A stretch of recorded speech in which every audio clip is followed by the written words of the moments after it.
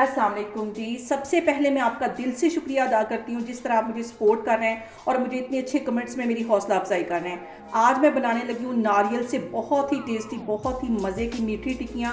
ये शाम की चाय के साथ नाश्ते में बहुत ही टेस्टी लगती हैं। तो चलिए इसे बनाना स्टार्ट करते हैं। ये मज़ेदार सी मीठी टिक्कियाँ बनाने के लिए सबसे पहले मैं 1 कप के जितना मैदा एक बाउल में ले लूँगी और आधे कप से थोड़ी सी कम ये सूजी है, ये इसमें चली जाएगी। और इसके साथ ही 4 टेबलस्पून भर के मैं नारियल के डाल दूंगी। ड्राई नारियल जो बाज़ार से इजीली मिल जाता है, ये इसमें चला जाएगा।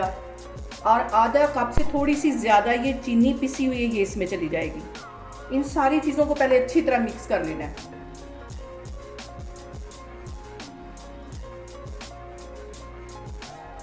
के साथ ही 1 टेबलस्पून भर के मैं तिल के डाल दूंगी इसके अंदर और 2 से 3 टेबलस्पून इसमें देसी घी के डाल दूंगी। और इन सारी चीजों को पहले अच्छी तरह मिक्स कर लेना है।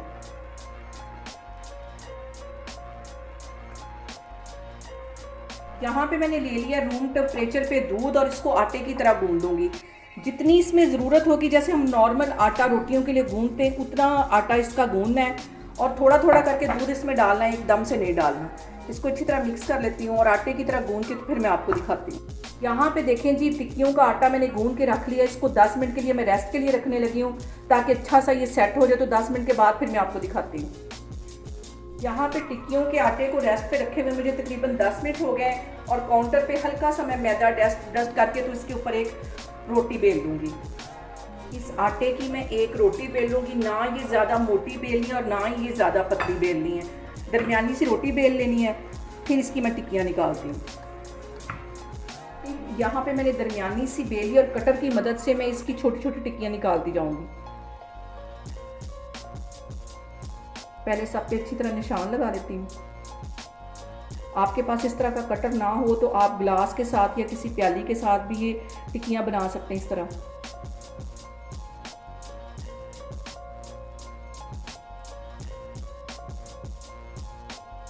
यहाँ पे देखें जी, इस तरह सारी ही टिक्कियाँ मैं निकालती जा रही हूँ, साइड पे रखती जा रही हूँ। तो फिर इसको फ्राई करते हैं।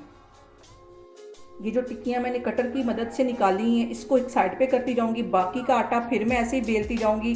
और सबसे जो अहम बात वो ये कि आपने मेरी रेसिपीज़ बनाते वक्त घबराना नहीं है। बिना स्किप किए हुए आप मेरी वीडियोस देखें, इंशाल्लाह ताला आपकी चीज़ें भी ऐसे ही बनेंगी। यहाँ पे देखें जी, ऑयल मैंने गर्म होने के लिए रख दिया और बिल्कुल हल्की आग पे इसको मैं फ्राई करती जाऊँगी। एक साइड इसकी अच्छी तरह गोल्डन हो जाएगी तो इसकी साइड चेंज करूँगी।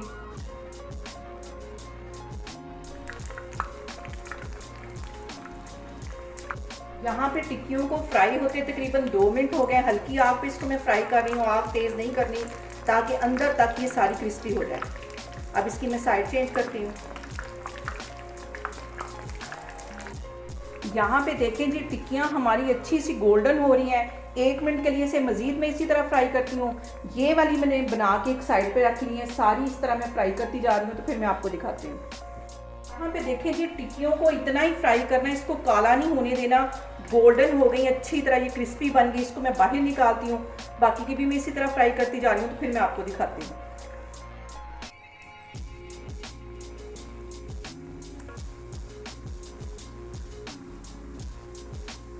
बहुत ही मज़े की, बहुत ही टेस्टी हमारी टिक्कियाँ फ्राई हो रही हैं और खाने में ये इतनी मज़े की है। शाम की चाय के साथ आप इसको बना के एंजॉय कर सकते हैं और बहुत ही टेस्टी ये लगती है खाने में।